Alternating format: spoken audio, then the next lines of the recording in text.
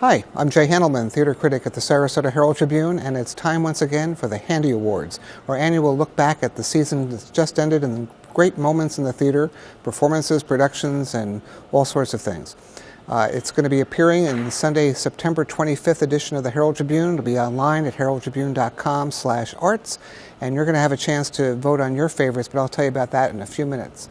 So we're going to take a look at a few of the categories, and we're going to start with Best Production of a Play. And it was a really varied category in a year that dealt with a lot of serious issues, with a few frivolities thrown in. So the nominees I picked are Alabama Story, Butler, both at Florida Studio Theater, All the Way at Oslo Rep, Disgraced at Oslo Rep, Living on Love at Oslo Rep, as well as The Drowning Girls at the Urbanite Theater and Metamorphoses at Venice Theater Stage 2.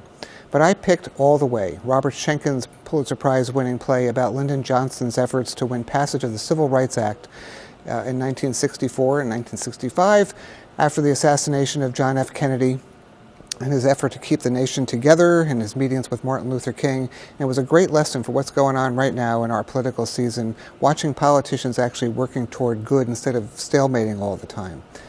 So you can read more about those shows in the presentation itself. Now we're going to move on to the Best Production of a Musical.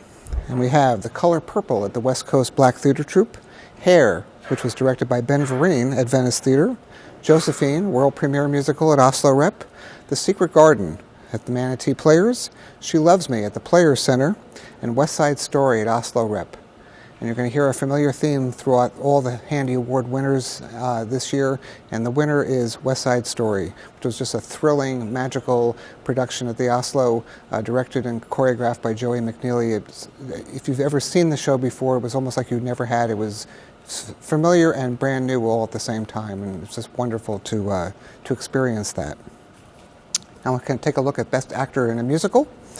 The nominees were Barry Ayers as Alban in La Cage at Players Center, Michael Bajali as the interestingly called Man in Chair for the Drowsy Chaperone at the Players Center, Chris Caswell as Sweeney in Sweeney Todd at Venice Theater Stage 2, Christopher Getty as Coalhouse Walker in Ragtime at Venice, Mark Keck, who played Tony in West Side Story at Oslo Rep, Ken Rapchinsky, who played Archibald Craven in The Secret Garden at the Manatee Players, and Matthew Ryder, who played George in She Loves Me at the Players Center. So a varied category. But my choice is Chris Caswell, who was just thrilling, chilling, strong and committed in Sweeney Todd at the Venice Theater. They had some trouble with the production. They had some problems with their musical director changing around before I saw it, but he just gave a chilling performance and something I'm going to be remembering for a long time in a very intimate space. Now we're going to move on to Best Actress in a Musical. And the nominees were Michelle Anaya as Amalia in She Loves Me at the Players, Jenna Burns as Maria in West Side Story at the Oslo Rep, APPHIA Campbell as Celie in The Color Purple at the West Coast Black Theater Troupe, Deborah Cox, who played Josephine Baker in the world premiere of Josephine at Oslo Rep, Diane Dawson as Florence in a pretty good production of Chess at the Manatee Players, and Savannah Sinclair, who played Ariel, the underwater Little Mermaid, at the Manatee Players. But my award is going to APPHIA Campbell, who was one of the founding members of the West Coast Black Theater Troupe and has been living overseas. She came back to play this role of just a horribly treated, abused woman who grew up and found an inner strength within her and finally made her life a success. And while APPHIA may not be the greatest singer in the world, she played that role with such passion and determination. She made you believe everything that she was doing. And now we're going to do Best Actor in a Play. And the nominees are Carl Hamilton, who played Vito, the bigger-than-life conductor in Living on Love, Tom Harney, who played the young and naive Richard in Ah Wilderness at Oslo Rep, Eric Hoffman, who played General Benjamin Butler in Butler at Florida Studio Theater, Dorian McLogie, who played Amir in Disgraced at Oslo Rep, Shane Taylor, Shepard Mallory in Butler at FST, and Nick Wyman, who played Lyndon Johnson in All the Way at Oslo Rep.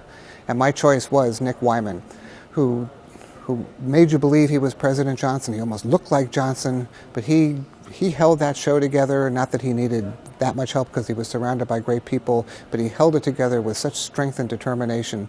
You just felt like he was a real leader and really could get all these things done. And so that's why we're giving him that award. And the final category I'm going to tease you with here is Best Actress in a Play.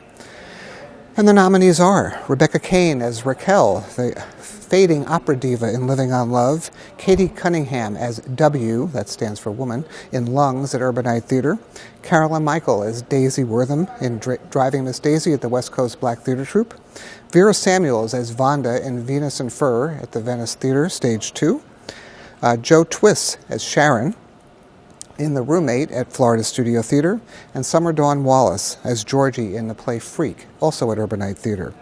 And my award goes to Rebecca Caine.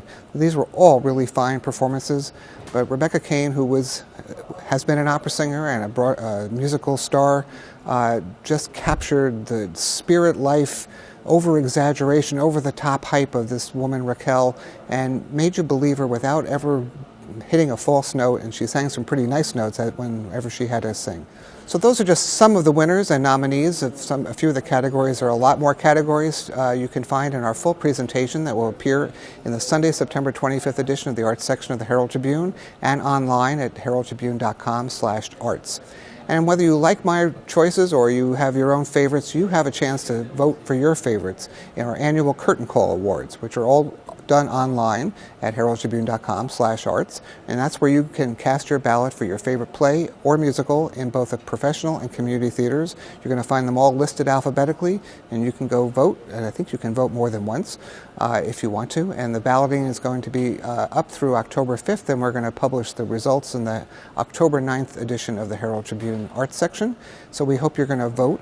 I'm not going to say vote early and vote often, but go ahead and cast your ballot and pick your favorites, and hopefully you're going to enjoy our presentation. So the Handy Awards were started in 1987 as a remembrance of all the great performances and shows that we had seen that year. And after they came out, some people at the ASOLO told me that they loved the Handy Awards, and I said, what are you talking about? And they said, well, we dubbed them the Handy Awards. I said, my boss at the time loved the idea, so in 1988 we published the Handy Awards. And every year I've been offering a salute to all the theaters and all the performers who have made my life, my job, so much fun. So we're going to do that again. I'm going to fill this glass and hope you'll join me in raising one and sending a salute of cheers and congratulations and thanks to all the people who have made the theater such a wonderful place to go all year long in the Sarasota area. Cheers.